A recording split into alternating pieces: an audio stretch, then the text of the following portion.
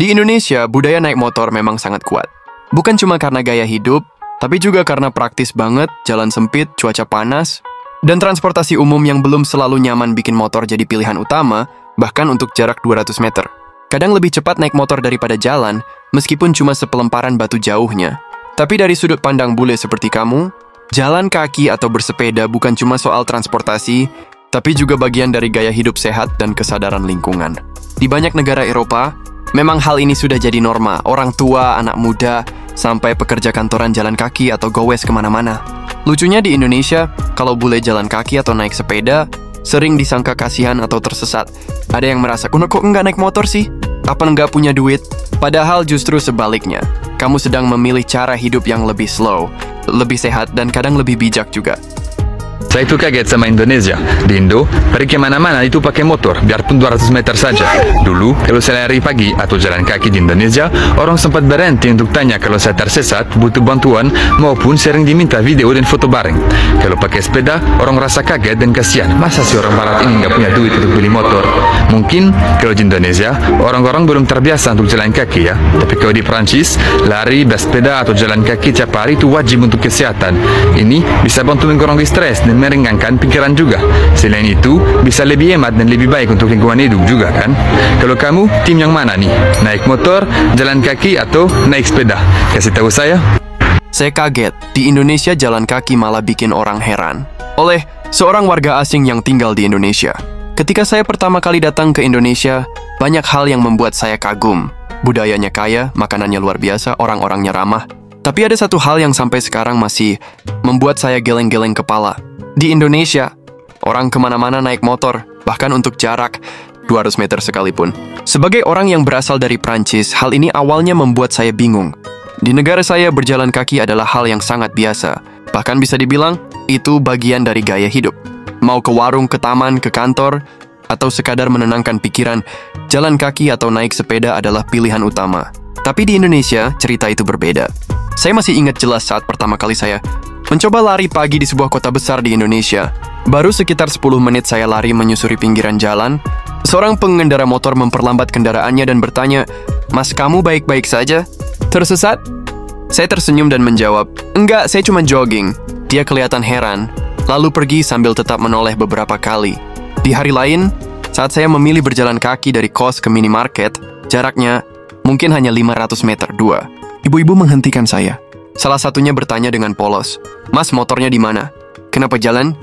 Saya jawab dengan sopan, "Saya suka jalan kaki, Bu. Sekalian olahraga." Mereka tampak bingung. Salah satu dari mereka malah bilang pelan, "Kasihan ya, mungkin belum mampu beli motor." Saya tidak tahu harus tertawa atau menjelaskan.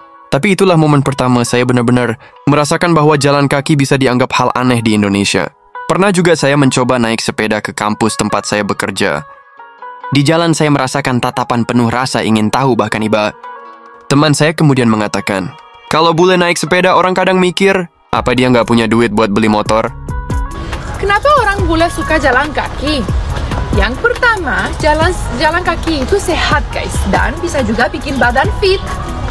Yang kedua, di sini bensinnya mahal banget guys. Di Rumania per liternya itu 22.000. Aduh, oke bye. Saya kaget. Bukan cuma karena persepsi itu keliru, tapi juga karena naik sepeda justru hal yang dianggap keren. Sehat dan ramah lingkungan di banyak negara. Di Prancis, Belanda, Jerman, Swedia, sepeda adalah simbol kesadaran akan kesehatan dan lingkungan. Bahkan di kota-kota besar seperti Paris, ada jalur sepeda eksklusif, tempat parkir sepeda yang luas, dan orang-orang dari segala kalangan yang menggunakannya, dari mahasiswa hingga CEO perusahaan. Namun, saya juga paham, Indonesia memiliki alasan kuat mengapa motor menjadi raja jalanan. Jalan-jalan sempit, kepadatan kota, kemacetan, serta cuaca yang panas membuat motor menjadi solusi paling praktis. Ditambah lagi, harga motor relatif terjangkau dan bisa dikredit dengan mudah. Bagi banyak keluarga, satu motor bisa dipakai bergantian untuk sekolah, kerja, dan belanja. Motor bukan sekadar alat transportasi, tapi bagian penting dari kehidupan sehari-hari. Tapi karena dominannya budaya naik motor, kebiasaan jalan kaki atau bersepeda jadi terasa aneh. Bahkan cenderung dikaitkan dengan ketidakmampuan. Dan inilah yang menurut saya cukup menyedihkan. Dalam waktu beberapa bulan tinggal di sini, saya mulai menyadari dampaknya. Banyak teman saya yang mengalami sakit punggung karena kurang gerak. Beberapa orang mengeluh cepat lelah, susah tidur, dan mudah stres. Mereka hidup di kota, tetapi nyaris tidak pernah berjalan kaki lebih dari 5 menit sehari. Padahal, berjalan kaki atau bersepeda bukan hanya untuk kesehatan fisik. Itu juga membantu menjaga kesehatan mental. Dalam psikologi, berjalan kaki di pagi atau sore hari dikenal mampu menurunkan hormon stres dan meningkatkan mood. Bahkan, banyak ide bagus justru muncul saat berjalan kaki santai tanpa tujuan. Belum lagi soal lingkungan. Polusi udara di kota-kota besar di Indonesia makin memburuk, dan salah satu penyumbangnya adalah emisi kendaraan bermotor. Coba bayangkan, jika hanya 10% dari masyarakat Indonesia mulai berjalan kaki atau naik sepeda untuk jarak dekat, dampaknya bisa sangat signifikan. Selamat malam semuanya. Saat ini saya berjalan dari Taman Daun ke Kota Levo-Lepa. Saya sangat suka berjalan, dan di Finlandia saya sangat sering berjalan kaki. Tapi di sini saya pikir banyak orang lokal pikir saya bule gila karena saya berjalan kaki. Itu tidak normal di sini. Itu hanya 15 menit dari Taman Daun ke Kota Levo-Lepa. Ya, 15 menit. Ya, gak apa-apa. Saya suka berjalan. Oke, mantap. Saya mulai bertanya-tanya, kenapa masyarakat Indonesia jarang jalan kaki? Setelah mengobrol dengan beberapa teman lokal, saya menemukan beberapa alasan. Fasilitas pejalan kaki buruk, trotoar sempit, rusak, atau dipakai pedagang kaki lima, cuaca panas dan lembab. Jalan sebentar saja bisa langsung basah kuyup. Persepsi sosial, jalan kaki ondol tidak mampu beli motor. Kurangnya budaya berjalan. Sejak kecil, banyak anak sudah dibonceng motor kemana-mana. Jadi saya mulai mengerti bahwa ini bukan soal malas. Ini soal kebiasaan, infrastruktur, dan persepsi sosial. Tapi saya percaya, perubahan bisa dimulai dari hal kecil. Waktu saya mulai rutin lari pagi, tetangga saya mulai terbiasa melihat saya. Mereka tak lagi bertanya, tapi malah menyapa, "Semangat, Mas!" Beberapa anak-anak kecil bahkan mulai ikut lari-lari kecil di belakang saya. Lucu dan menyenangkan. Di kampus, beberapa mahasiswa juga bertanya soal pengalaman saya naik sepeda dan mengaku tertarik mencobanya.